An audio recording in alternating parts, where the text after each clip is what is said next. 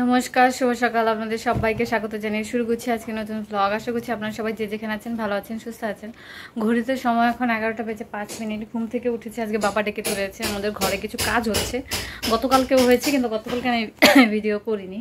মানে ঘরের অবস্থা যাচ্ছে তাই হয়েছে। একটু পরে আপনাদেরকে দেখাচ্ছি। রীতিমতো আমার মা খেপে যাচ্ছে, আমার বোনা খেপে যাচ্ছে, দাদা খেপে যাচ্ছে, সবাই খেপে যাচ্ছে।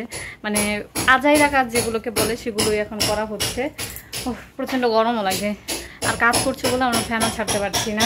গরমের মধ্যে কষ্ট, গরম সহ্য করতে হচ্ছে। তো এখন ভাত খেলাম, মাত্র ভাত খেলাম। এখন হচ্ছে যাবো একটু আম পাড়তে।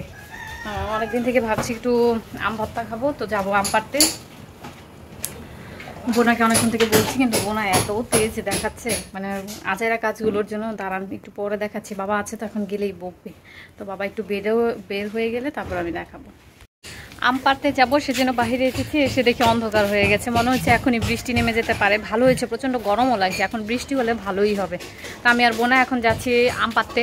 আর ওই যে ওপরের ওই ফুটবল লিলিটা একদম ঝরে পড়ছে এখন। ঝরে পড়ছে না, এটা ঝরে পড়ে না, ঝরে সঙ্গেই থাকে।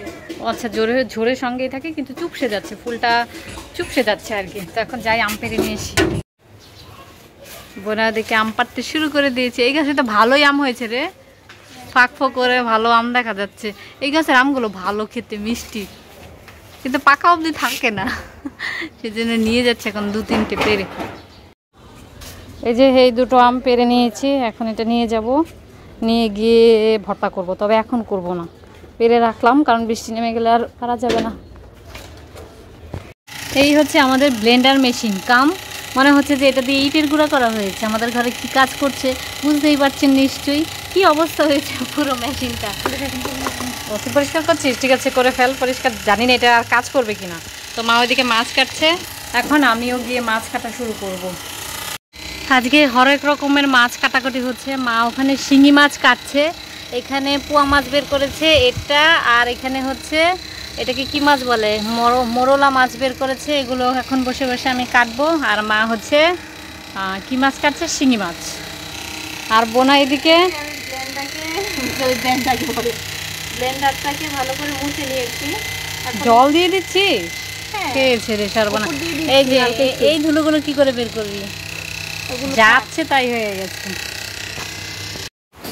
1:30 বাজে এখন। এই মাত্র মাছ কেটে ধুয়ে রেখে আসলাম, আর বাহিরে নেমে গেছে। এই যে কি রকম অন্ধকার করেছে, মনে হচ্ছে যেন সন্ধে হয়ে গেছে। আর বৃষ্টিও পড়ছে ঝুমঝুম করে, খুব অল্প সামান্য পরিমাণেই পড়ছে। আমি মানে মাছটা কেটে ঘরে ঢুকেছি, আর বৃষ্টি শুরু হয়ে গেছে। এইদিকে ঘরের অবস্থা, এখন এগুলোকে পরিষ্কার করতে হবে। বাহিরে কি সুন্দর বৃষ্টি হচ্ছে, আর আমি এই বেলকনিতে বসে বসে মানে দাঁড়িয়ে দাঁড়িয়ে বৃষ্টি দেখছি। বৃষ্টি হচ্ছে আমার সব সময় প্রিয়। এই যে ঝুমঝুম বৃষ্টি, এখন একটু ভিজতে পারলে ভালো হতো, কিন্তু বৃষ্টিতে ভিজতে আমার খুব একটা ভালো লাগে না, কারণ আমার মাথা ব্যথা করে। কিন্তু বৃষ্টি দেখতে আমার বিশাল ভালো লাগে।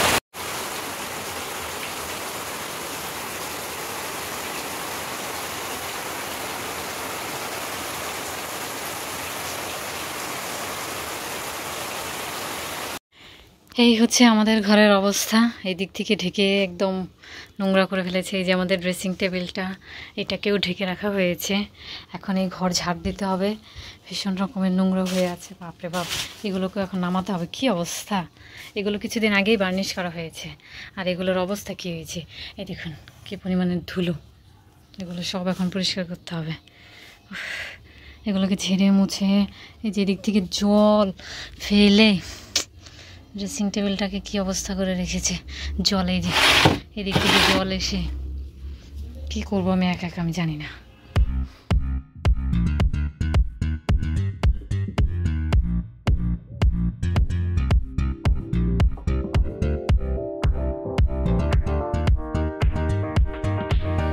ছটা 1 বাজে এখন। আমি মাত্র স্নান করে খেয়ে এলাম। ঘরবাড়ির অবস্থা তো দেখেছেনই। এগুলোকে সারাই করতে করতে কত দিন যে লেগে যাবে আমি জানি না। মা এখনও পর্যন্ত কাজ করেই যাচ্ছে। আমার মনে হচ্ছে যে আগামী 5-7 দিন ঘরবাড়ি ঝাড়ু দিলেও, মানে যে পরিমাণ ধুলো বের হয়েছে, বালি বের হয়েছে, 5-7 দিন ঝাড়ু দিলেও আমার মনে হচ্ছে যে সেই ধুলো কমবে না, এমন একটা অবস্থা হয়েছে। তো এখন ভাত খেয়েছি, আমি বুঝলাম না, মানে এখানে আসার পর মোটামুটি আমার মনে হচ্ছে মুখে রুচি বেড়ে গেছে। ভাত খাওয়ার কিছুক্ষণ পরে আমার আবার খিদে পেয়ে যায়। তো আজকে দেখলাম বাবা হয়তো কোথাও থেকে এই যে এই 4টে আম এনেছে কোথা থেকে এনেছে আমি জানি না। এগুলো আজকে সন্ধ্যাবেলায় কেটে খাবো। বেশ ভালো গন্ধ আছে। কিনে এনেছে বলে আমার মনে হচ্ছে না, কোথা থেকে যে আনলো সেটাও বুঝতে পারছি না। মা এই যে এগুলোকে ধুলো ছিল এগুলোকে পরিষ্কার করেছে। এইটার অবস্থা তো, আমার মেশিনের অবস্থা তো খারাপ ছিল, এটাকেও ধুয়ে সুন্দর করে পরিষ্কার করেছে। এই টেবিলের এখনও কোনায় কোনায় চেক করলে দেখা যাবে যে ধুলো পড়ে আছে, এগুলোকেও পরিষ্কার করেছে। যে চেয়ার দুটো ধুয়ে এনেছে। ঠাকুরের আজকে 2 দিন থেকে আমাদের ঘরে পুজো হচ্ছে না। এই যে ঠাকুরের এখানটা দেখুন কি অবস্থা, যে কি পরিমাণ ধুলো জমে আছে। এগুলো দেখলে বোঝা যাচ্ছে যে কি পরিমাণ ধুলোর কাজ হয়েছে। তো কালকে দেখা যাক, ভালো মতো পরিষ্কার করে ঠাকুর পুজো করা হবে। এই যে আমি এখন সন্ধ্যে দেখিয়েছি, ধূপকাঠি লাগিয়েছি। আর এই যে এগুলো না ধুয়ে কিছু করা যাবে না, এমন একটা অবস্থা হয়ে আছে। এই যে প্রত্যেকটা জিনিসে ধুলো পড়ে আছে। বাইরে রাত হয়ে গেছে, মা এখনো কাজ করেই যাচ্ছে। এই যে এই আলমারিটা দেখায়, আলমারির মধ্যেও কি পরিমাণ ধুলো জমে আছে। তো এই যে এই দরজাটা, এখানে আগে দরজা ছিল, একটা প্লাস্টিকের দরজা ছিল, আমি জানি না কেন এখন আবার এখানে কাঠের দরজা লাগাতে যাচ্ছে বাবা।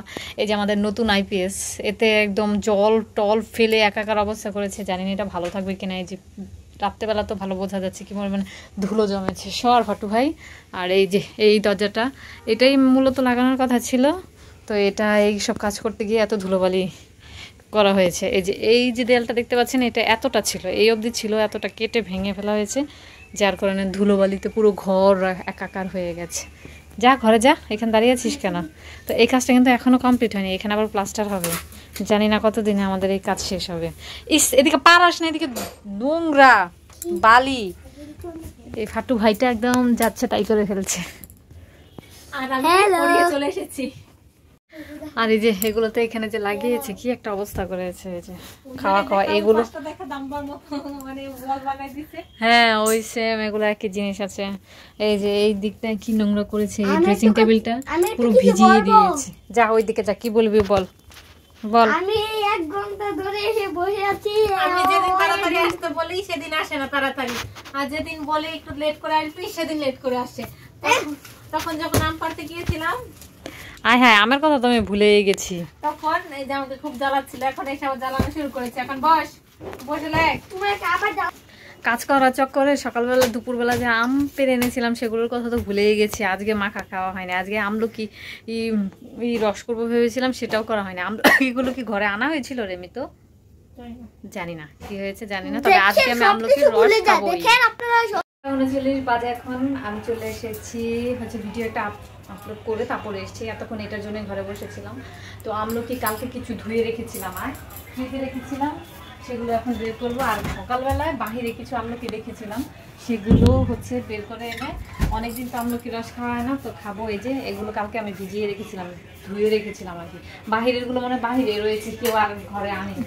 তো এখন আমি যাচ্ছি বাহিরের আমলকিগুলো নিয়ে আসবো, নিয়ে এসে তারপর আজকে তো ব্লেন্ডার মেশিনটা বোনা মুছে পরিষ্কার করেছে, তো চলবে কিনা আমি জানি না। তো চলবে না কেন? এত ধুলো পড়েছে যে হচ্ছে চলবে কিনা জানি না। তো সেগুলো আমি এখন হচ্ছে ওই না আমলকিগুলো নিয়ে আসি আগে, অন্ধকার দেখতে। আর বাইরে ওই যে কি জানি একটু মেলে দিয়েছে। 8:41 এখন বাজে। দিদি এখানে এসেছে, কে জানি সকালে এই যে কিছু আমলকি, মা এই যে এখানে কিছু আমলকি রেখেছে, মানে পেয়েছে, সেগুলো রেখেছে, ঘরে আর নেয়নি। এই যে কালকে এগুলো ছিল, সেগুলো ফ্রিজে রেখে দিয়েছিল। আর এই যে একটা আম খেয়ে ফেলেছে, আমাদের গাছে এবার বেশি আম ধরেনি, আর বাকিগুলো ফেলে দিয়ে মানে খেয়ে ফেলছে। তো এগুলো খেয়ে ফেলছে ওই কাঠবিড়ালির যন্ত্রণা। এবার মনে হচ্ছে আমরা পাকা আম খেতে পারবো না, তবে নিয়ে নিয়েছি এগুলো। এখন যাবো এগুলোকে হচ্ছে ব্লেন্ড করতে হবে। হ্যাঁ, এটাকে আগে রেডি করতে হবে, ভালো মতো ধুতে হবে, কাটতে হবে, তারপরে গিয়ে আমি হচ্ছে ব্লেন্ড করতে হবে। যা। আর এই যে এখানে এগুলো বাহিরে মেলে দিয়েছে, এগুলো ভিজে গেলেও সমস্যা নেই, এগুলো মনে হয় আজকে আর নিবে না। রাতে যদি বৃষ্টি হয় তো বাহিরেই থাকবে, এগুলো এমনই এখন থাকবে। আমলকির আর রস করিনি, আমলকিগুলো কেটে কুটে ফ্রিজে রেখে এসেছি। রস করতে আজকে আর ইচ্ছে করছে না। আর এখন আমি নিয়ে নিয়েছি এই বইটা, মেম সাহেব। এই বইটা একবার পড়েছি, এখন আবার পড়ছি। আমার না কাহিনিগুলো মনে থাকে না, সেজন্যই আবার এখন বের করেছি। তো এটা পড়বো আর ফোনটা চার্জ দেবো। বাবা বালি কিচ করছে, কেমন জানি ভালো লাগছে না। তো ভিডিওটা আজকে আমি এ পর্যন্ত রাখছি। যদি কিছু ভালো লেগে থাকে অবশ্যই লাইক কমেন্ট শেয়ার করতে ভুলবেন না। দেখা হচ্ছে আপনাদের সাথে পরবর্তী একটি নতুন ভিডিওতে। ততক্ষণ পর্যন্ত আপনারা সবাই ভালো থাকবেন, সুস্থ থাকবেন। Tata, good night, bye. আবার যেন দেখা পাই।